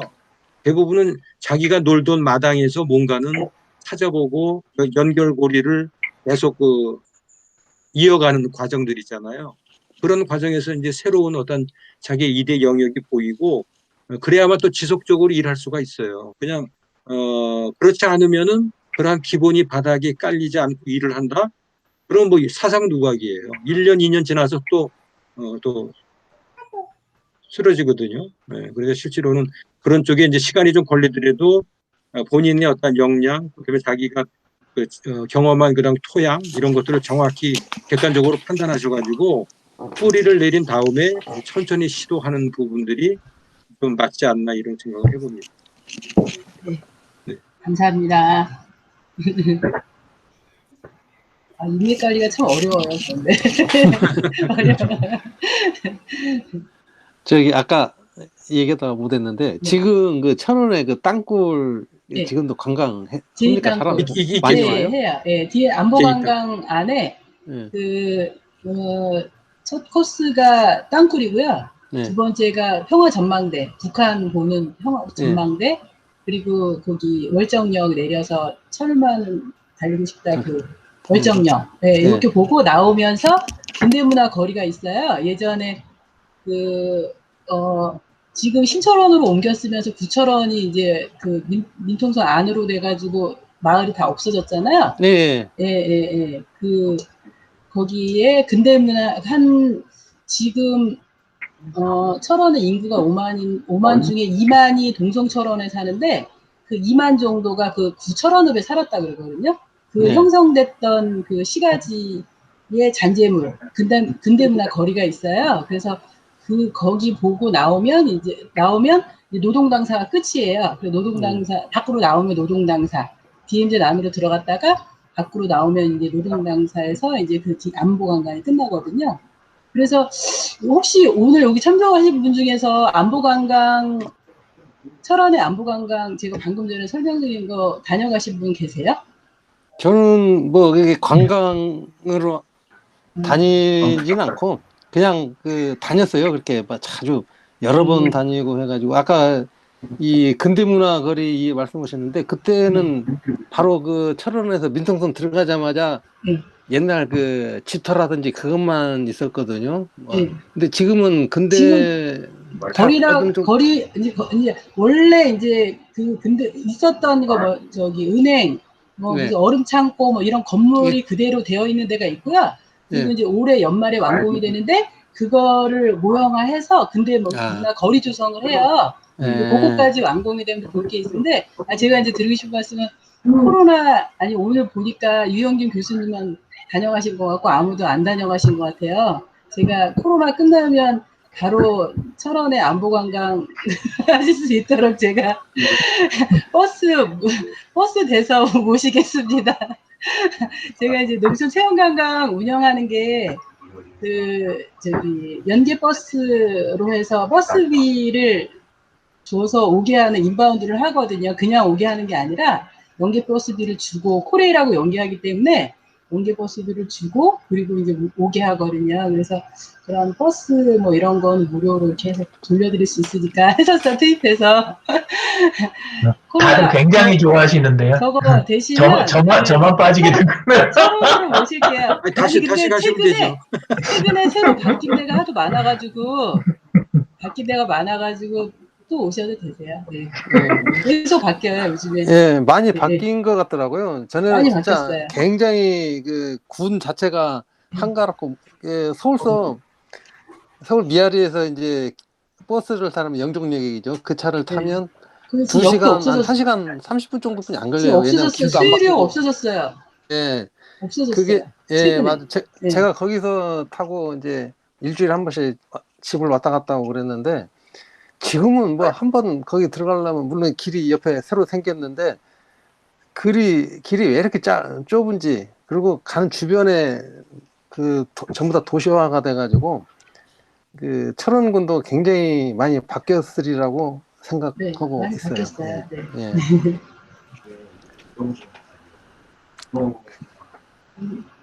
저기 9시 반 딱 됐네요. 끝날 시간 됐네요. 네.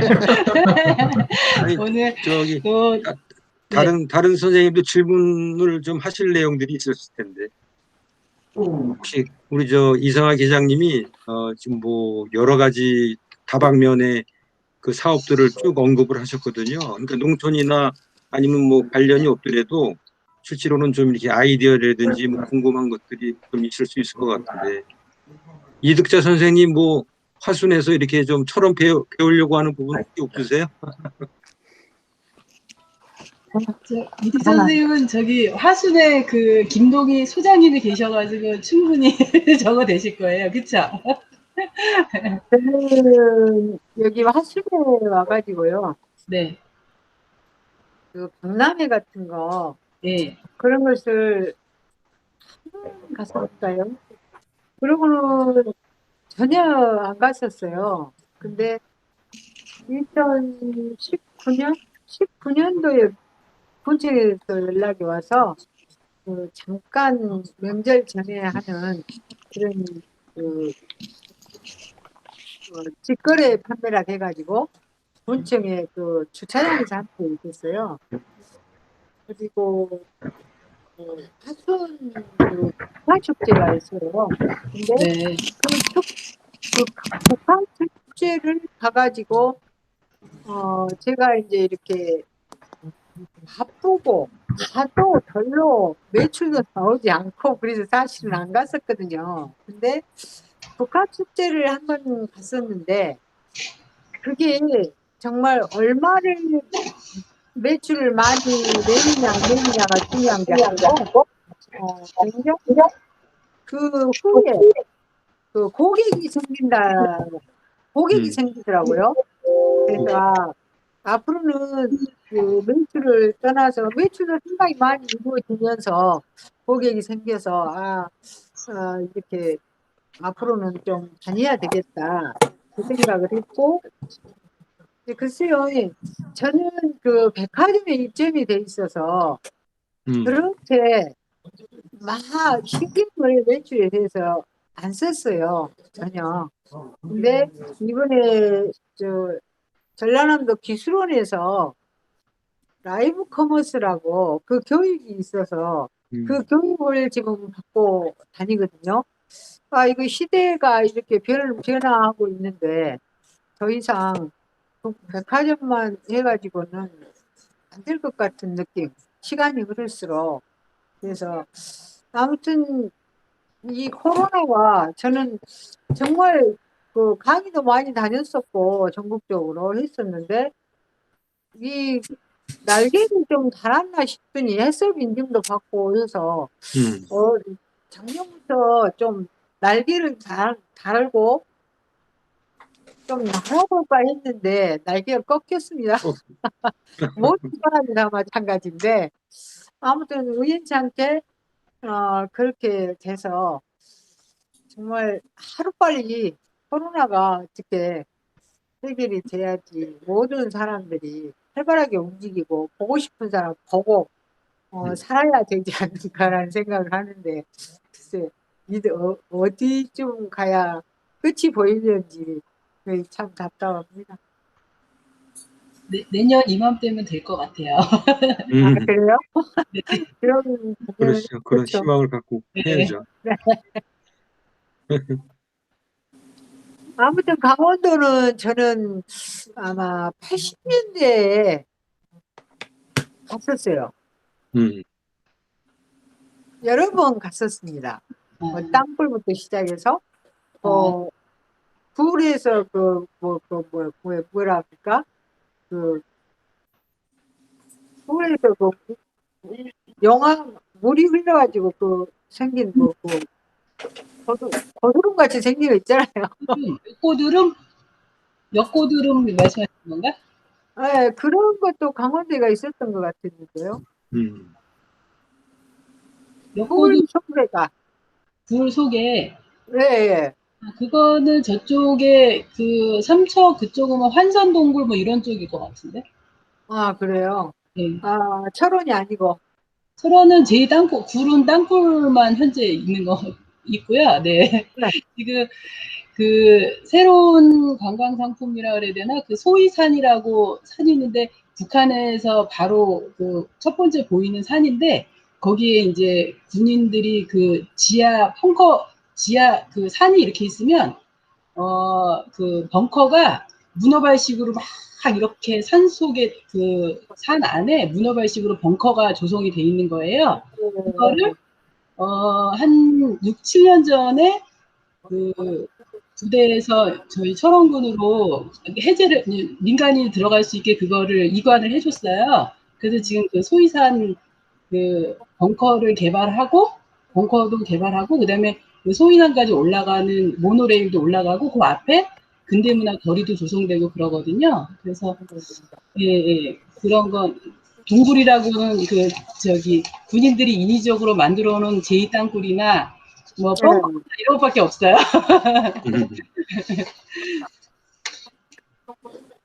아무튼 간지가 너무 오래돼서 한 번쯤 더 가보고 싶은 생각은 네, 지금은 많이 변화돼서 오시면 아마 더 볼거리가 많으실 거예요. 네, 네. 제가 차후에 기회가 될 때 제일 먼저 우리 그 패치님들 모실게요. 여기 스터디님들 모실게요.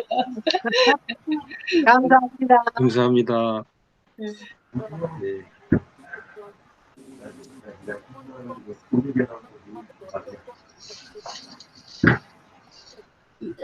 없으신 것 같으신데 이제 마무리하셔도 되시지 않을까? 네. 마무리할까요? 네.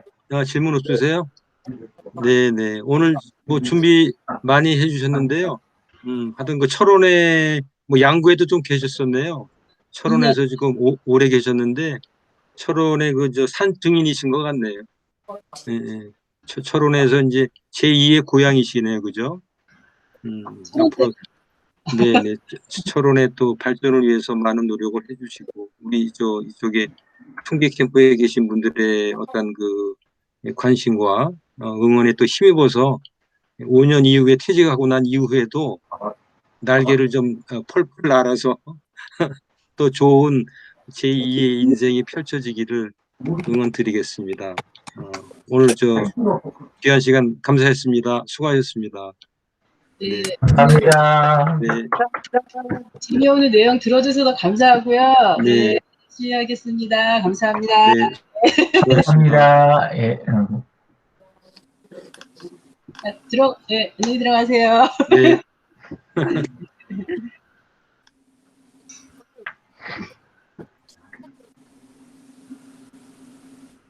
지금 유 대표님 다음 주 목요일 날은 혹시 내정이 돼 있는 분이 시트에 있나요? 네? 그 시트를 다음 봐야 되겠는데요. 다음 주 목요일 날. 잠깐만요. 저도 다음 주 목요일 날은 누군지. 예, 한번 지금 보겠습니다. 네네네.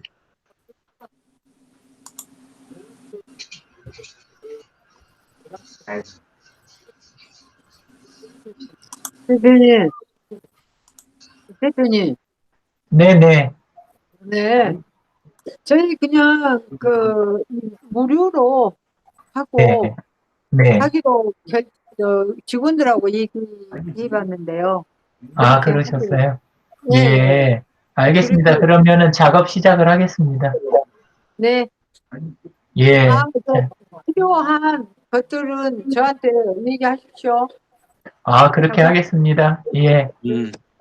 그 복잡한 일 맡으셔가지고 섞으시겠어요. 안 그래요? 복잡한 거 아니에요. 저 늘상 하는 일이니까 재밌는 거죠. 그런 거리를 이렇게 딱 주셔야 제가 좀 놀 거리가 있으니까. 예, 그리고 이미 또 보수를 먼저 받아서 열심히 해야죠. 아유, 진짜로 이번에 보내주신 거 수정과 저 오랜만에 또 먹어보고, 예, 그리고 떡도 잘 챙겨주시고, 또 묵은지랑 다 해서 그래 챙겨주셔가지고, 예, 아유, 너무 좋아요. 예, 수정과 맛이 있었어요? 수정과 완전 맛있었어요. 예.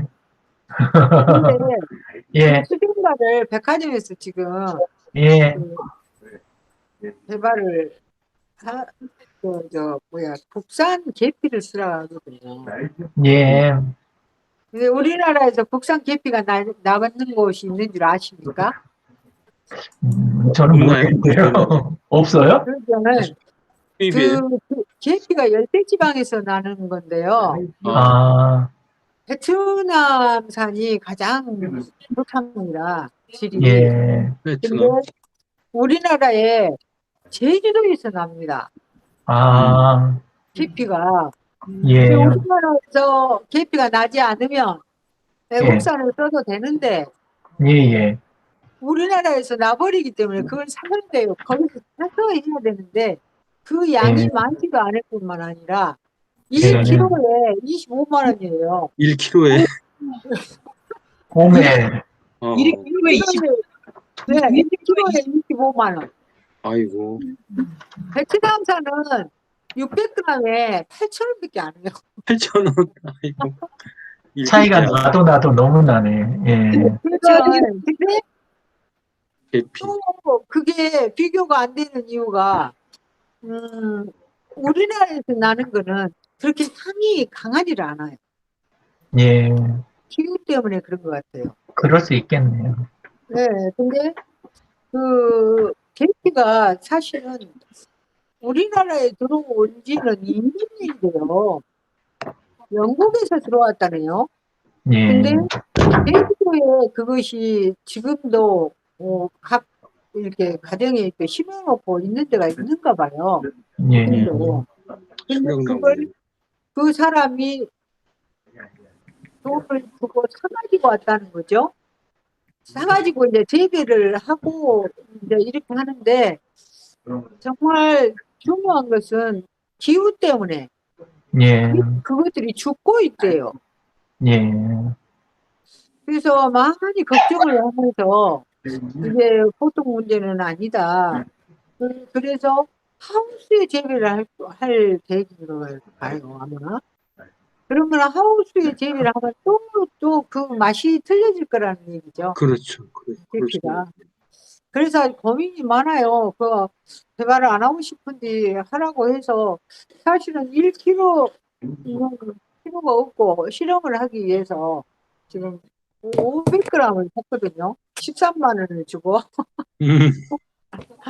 아, 너무 비싸요, 진짜. 근데 이 계피라는 게 이 수정과에는 계피가 들어가지 않고는 수정과를 그렇죠. 만드는데 의미가 없거든요. 그 맛이 없지. 네, 그래서 그것 때문에 조금 그 수정과를 명절 때 이렇게 한 병씩 보내줬었는데 그 맛에 아주 매료돼 버리는 모양이에요. 그래가지고 겨우 지금 개발을 하라 하거든요. 근데 이제 국산 계피를 쓴다면 메리트는 있겠지만 아마 16배 정도 나지 않는가 싶어요. 지금 베트남산하고. 그러면 16 배를 더 받아야 되는데 그 가격을 주고 누가 사 먹겠어요? 그렇게 하고 있습니다. 저기 어디서 국산으로 계피를 하라고 하신 거예요? 백화점? 네, 백화점에서요. 백화점에서 가요가. 뭐 백화점에서 그 16배 이상 가격으로 팔아주지 않을까요? 그렇게 제안을 했으면? 본인들도 아실 거 아니에요. 그렇죠? 제 가격을 그래서 받아야죠. 그래서 저도 그랬어요. 그렇게 가격 차이가 많이 나면 누가 사 먹겠느냐. 네. 근데도 저렇게 개발만 하라고 하니까 일단은 이제 한번 해봐야 되기는 하겠어요. 계피가 온 지가 지금 백화점에서 그 고가 전략으로 아마 판매를 할 거예요. 그러니까요. 그러려고 네네네. 그런가 봐요. 네. 다른 데가 아니고 식혜하고 수정과하고 명절 때 이렇게 세트로 판매를 하면은 좋지 않겠는가라는 생각을 한 것 같아요. 근데 아니면 백화점 같은 경우에 뭐죠 VVIP용으로 해가지고 그 판촉물을 그렇죠. 만드는 것들이 있거든요. 예. 이게 그거는 가격 따지지 않아요. 그냥 고가로 그냥 그 VVIP 고객들한테 그거를 선물로 주는 거예요. 근데 네, 그거는 주문 생산으로 가시는 게 좋을 것 같아요. 저희 VIP가 지금 생강차가 세트로 판매되고 생강차가 VVIP 저 선물 세트 속에 들어갑니다. 아, 그렇죠. 그런 전략일 거라고요. 음. 일반인들은 그거 못 사 먹죠. 어차피 그리고 가격대가 어느 선 넘어가면 선물 외에는 우리나라에서는 진짜 힘들어요. 그렇죠. 힘들죠. 예. 그러니까요. 예, 정상적인 음. 그 분명히 아마 그렇게 판매에서는 그나마 하겠지. 선물이 상한선이에요. 선물들이 상한선이고, 이제 안 그러면 그 충동 구매나 과시 구매 하려고 하는 쪽으로 넘어가야 되는데, 그쪽은 또 쉽지 않은 시장이고, 그러니까, 예. 그 개발을 하시더라도, 그 경우는 네. 아까 말씀대로 진짜로 향이 부족하거나 좀 지금 보장할 수 있는 선이 아니면, 예, 네. 그러면 그냥 주문 받아서 그때만 하는 그렇죠. 요 정도 선으로 끝내야지 그거 네. 제품 만들었다가는 굉장히 좀 예, 힘들어지실 수도 있을 것 같아요. 근데 이제 일단은 저희가 이제 가격을 책정을 해서 예, 하면은 백화점에서 저희한테 발주를 하게 되면은 절대로 반품은 없어요. 예, 음. 예, 제품에 문제가 없지 있지 않는 한 않지 않는 한 100%다 반품은 소화하죠. 없어요. 예, 그럼요. 네. 그게 이제 개발을 해가지고 이거 가격을 이렇게 정해서 하면은 그거는 뭐 팔리든지 안 팔리든지 상관이 없어요. 그건 사실. 백화점 근데 문제니까요. 예. 근데 네. 이제 맛이나 이런 쪽에서 원하는 수준이 안 나오시면 이득자님 스스로한테도 상처가 되실 수 있어요. 네, 근데요, 음, 이게 지금 우리나라 것이 저 약하기 때문에 어쩌면 폐해를 전도해야 할지도 몰라요. 그 예. 맛을 내게 하려면. 예. 그리고 이제 그 한쪽에서 그 국산 커피 가지고 한쪽에서 저기 했다는 그 시도하신 분들이 있는데, 아, 예, 근데 진짜 형편없게 나왔거든요. 예. 그렇죠. 예. 그래서 그 생각이 지금 자꾸 나서 그러고, 제가 이제 왜 고민이 되냐면, 어지간한 식재료나 이런 쪽은 제가 뭐 가깝든 멀든 찾으면 그 다루는 그 패친이 나와요. 근데 계피는 제가 지금 한 번도 들어본 적이 없어요. 국내에서. 그렇죠. 네, 그러면 아무래도 재료가 이 뭐랄까 원하는 수준으로 저기 되지 않는다는 이야기거든요. 기억이 한 그러니까, 번도 안 나는 거예요. 제가 지금 국산 계피 예, 이야기가 예, 한 처음이세요? 번도 생각이 안 나는 거예요. 예. 아마 그럴 그래서 거예요. 저도 몰랐어요. 이 정도면 진짜 없어요. 예, 예. 예, 예, 저도 몰랐어요. 근데 예, 이제 예. 거기서 백화점에서 얘기를 하니까 알아보니까 이제 거기가 있다는 얘기를 들은데 예. 이 모든 것은 그래요. 그 밭에서 날 것은 밭에서 나야 맛이 있고 논에서 날 거는 논에서 벼를 예를 들어서 수돗물이 한다면 그 맛이 나고 하는데 하물며 이거는 열대지방에서 나는 건데 우리나라에서 재배를 한다는 그 자체부터가 사실은 조금 문제가 있지 않나 싶어요. 예. 그게 그리고 아주 줄 섰어. 그걸 사기 위해서. 예. 주문을 하지 그리고 않고 하면은 사지를 못해. 그리고 가격대가 그렇게 높다 그러는 거 보니까 혹시 일반 네, 계피가 아니고 거기가 네. 하는 게 혹시 시나몬 아닌가 싶어요. 그렇게까지 가격대가 높으면 예, 그러니까 그것도 한번 확인해 보시는 게 좋겠어요. 자기 왜냐하면 마음이에요, 자기 마음. 이 그 가격이. 계피가 저기가 있는 거 아시잖아요. 그 고가군으로 형성돼 있는 제품군이 시나몬 계열이 있고 그다음에 일반 계피 계열이 있잖아요. 두 가지가 완전히 이게 다른데 네, 아까 말씀하신 가격대는 들어보니까 네. 계피가 아니고 혹시 시나몬 쪽 아닐까 이런 생각이 좀 있어요. 예, 그러니까 아무튼 한번 그것도 이거는 확인해 보시면 좋을 것 같아요. 백화점에서 직접 예, 그쪽으로 전화를 해가지고 예, 한 건데, 뭐 모양을 봐서도 알 수는 없죠. 그게 예. 이 모양을 봐서도 알 수 없을 거예요. 조금 그 보통 판매되는 거 모양새가 계피 같은 거는 약간 껍질이 두꺼우면서 좀 약간 엉성한 형태로 많이 판매가 되고 묶음 단위로. 그리고 시나몬 계열들은 뭐 아예 가공된 게 많이 나오기도 하지만 얇고 잘 말려 있는 형태 이런 형태로 돼가지고 있는 것들이 좀 많거든요.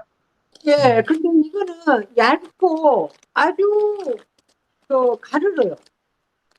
아, 그러면 저기 시나몬 계열일 것 같은데. 근데 아까 향이 약하다. 약하다 그러니까 그게 또 저는 또 이거는 이상해요. 왜냐면 시나몬 쪽이 요거 향이 드릴게요. 강하거든요. 그것들은. 조금 더 올리셔야 돼요.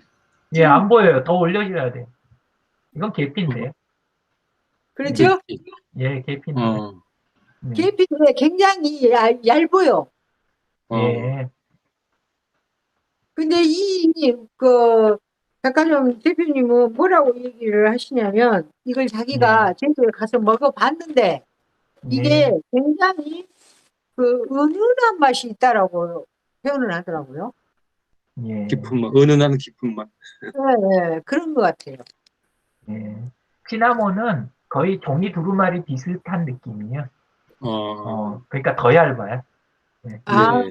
그건 아니네요. 말이요. 예, 저는 요거는 혹시 종이 아까 두루마리. 가격대가 그러니까 보는 느낌이 진짜 종이 두루마리 같다는 건 아니고 그 정도는 아니고 예, 이렇게 그냥 이렇게 갖고 놓고 보면 약간 그런 느낌이라는 건데 그건 아니네요. 예. 근데 그러면 네, 진짜 오늘 가격도 저녁에 되게 세네요. 아주 중요한 부분을 알았습니다. 왜냐면 VVIP 고객한테 줄 때만 이렇게 주문을 할 계획인지 이제 그걸 그래서 자세하게. 그렇게 보실 것 네, 같아요. 네. 네. 아주 감사합니다. 예. 네. 그거 책 작업 잘 해보겠습니다. 이북 네, 쪽은. 예, 예, 예. 감사합니다. 네. 네, 네. 네, 수고하세요. 들어가십시오. 예. 네. 마치겠습니다. 편한 밤 대장님, 되세요. 감사합니다. 이성재 네. 대장님. 네. 수고하셨습니다. 감사합니다. 네. 들어가겠습니다.